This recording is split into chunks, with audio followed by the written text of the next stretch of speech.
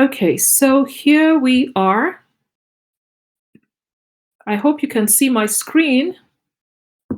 If you can't see my screen, can somebody, Belema or Mrs. Oziri, please send me a message on WhatsApp? Okay, so we're talking about motivation, and I've described what motivation is. Let's think about the learners you have in your classroom. How, why are they in your classroom? Basically, their parents sent them to you.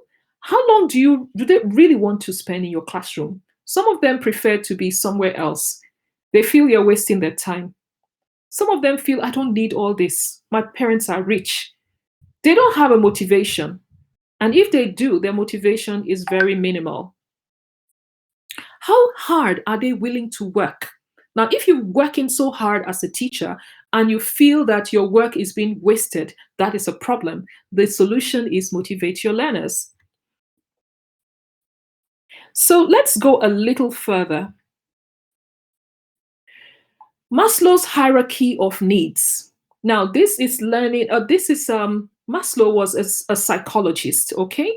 Now, if you understand this, you might be able to shield yourself and you might be able to also discipline yourself, all right? Now, all humans, according to Maslow, have five basic needs. The need, the first basic need or the base level is a physiological need. Your need to rest, to sleep, to drink water, eat food, warmth, and in some cases, we even mention sex as a physiological need. Okay, so it's led by your body. Your body needs certain things, you know. That knowledge of the basic needs of humanity is used either negatively or positively. And that's why I say you can use this knowledge to defend yourself, or you can use it to explore different possibilities and use it to motivate your learners. All right, so physiological needs are the lowest level. Then we have at the next level the need for safety and security. So Maslow is saying that all humanity have physiological needs or biological needs. They can't help it. They have to go and pee. So your learners need to go and pee. They need to drink water. They need to eat. They can't control it as much. I mean, you can deny yourself water and food and all of that, but not for too long. All right.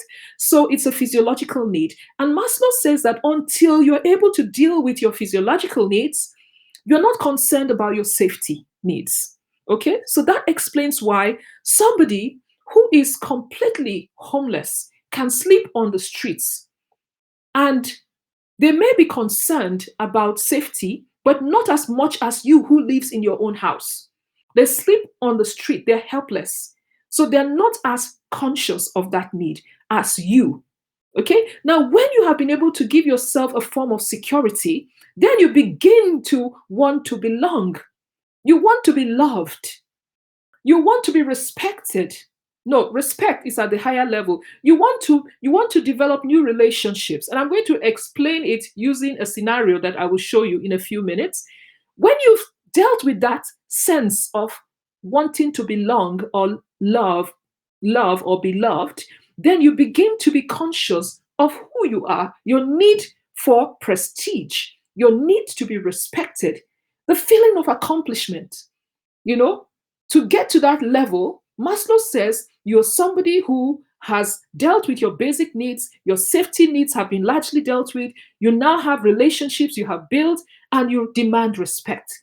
You're now concerned when people look down on you. You're now interested in improving your prestige. You want to maybe be the principal, or you want to be perhaps a head teacher, or perhaps you want to advance your career so you can gain more respect. You want to study, go back to school, and all of that. That you cannot have those levels. You can't come to that level until most of your basic needs have been taken care of. And then at the highest is self actualization. It's the level where you have accomplished all. You have taken care of your physiological needs, or you can. Your safety needs have been taken care of, your belonging, your need for prestige. At that point, you're not motivated by what people think about you. You just want to be you. You want to meet or fulfill your full potential. That's self actualization. Now, how can this knowledge be used? Okay, this knowledge is used in every field in the world. It's used in espionage, it's used in business, and it's used in teaching and learning. Okay, so for example, if someone wants to entice you to betray your government, for example, they can do so attacking you from the level of your physiological needs. Okay, for example, women are sent, to prey on men, befriend them so that they can begin to get secrets from them. Okay, people can influence you at any levels if you allow them to. Okay, so some people are controlled by their physiological needs. There are people who are controlled by their need for sex. There are people who are controlled by their need for food and water. There are people who are controlled by the need for warmth. So, for example, some of the unethical practices for getting information is to keep somebody in a cold cell, probably pour water on them, make them uncomfortable to the point when they are begging for help and they are willing to give out any information or do whatever they are told to do. Likewise, sleep is used as a torture technique, and I'm not teaching torture techniques. I'm telling you how influential our needs are and how they can motivate us to do anything. So if somebody been has been put into a place where they're not able to sleep. Every time they want to sleep, they hit them awake. And by the time they go 24 hours without sleep, they are in a state of torment. Okay? Because it's a physiological need. Then they're looking for every way to get out. And the simplest of things will motivate them. They would say, look, if you give us the answer to your question, we'll let you sleep. And that's the motivation. So motivation can be negative, it can be positive. Okay, so to describe this, I usually like to give the illustration of a young girl who's just finished university and she's living with her uncle. So there she has a bed, food, and water, her basic needs. She's not conscious of the fact that her friends cannot visit. At least she's happy. She's looking for a job. Looking for a job. That's what is important because with a job, she's going to get security. Once she gets that job, she's climbed to the level of security. Once she gets to that point, she now decides to, at that level, I need to get a house of my own, even if it's a room. And then she thinks, is it in a secure place, etc., etc. Once she gets it, suddenly she's now aware that, hey, I have friends. Come and visit me. Oh, you haven't been visiting me. Previously, she wasn't talking about that before because she was at the base level in her uncle's house. But now she's aware, I have a place, I have a roof over my head, I'm secure, I have a job, I can share what I have. Why haven't you been visiting me? Come and visit me. She now engages more with the population or with the community. She has more friends. She attends parties more, maybe. She invites people to her house. She now begins to be conscious of her need for social interaction. When she has gotten a lot of friends and she's interacting, suddenly she's aware of the fact that, hey, you're not respecting me. Huh? Why did you say I'm not respecting you? Look, don't think I'm that same person who was jobless. I have a job. I have people that I oversee. You can't just come and disrespect me in the midst of my friends. Oh, I'm sorry. So there's the need for self esteem. It's growing. Okay. And at that level, this person is now trying to accomplish, okay, in a certain sort of way, to accomplish so that she can gain more prestige, more recognition. Okay, so that is the psychological stage. The sense of belonging and the need, esteem need, is in the mind, is psychological. The safety and physiological is a basic need. But at one level, you have been recognized by the community, you are renowned, maybe you're respected, you are the leader of maybe your fellowship group, you are this, you are that. You've achieved everything in your career. And then you get to this top level, self actualization, where for some who love knowledge, they learn for learning's sake. Okay? I could tell you that I learned for learning's sake. That's why, how many months ago, I took a 10-week course on programming.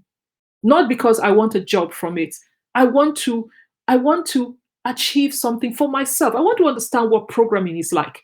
And I go through a rigorous 10-week period programming. Why? I'm not seeking for a job. I just want the pleasure of learning a language because I know that basic literacy is no longer just reading and writing. It's knowing how to use digital technology. And I know that one day it will include programming for everybody. So let me look at it. Can children program? Yes, I can tell you. What I learned for 10 weeks, a primary school child can learn also They can learn pandas, they can learn JavaScript, they can learn Java, HTML5, they can learn all of it, NumPy, all of those languages, they can learn them because they're just a language. Just like English is a language, we have the grammar of English. JavaScript has its own grammar.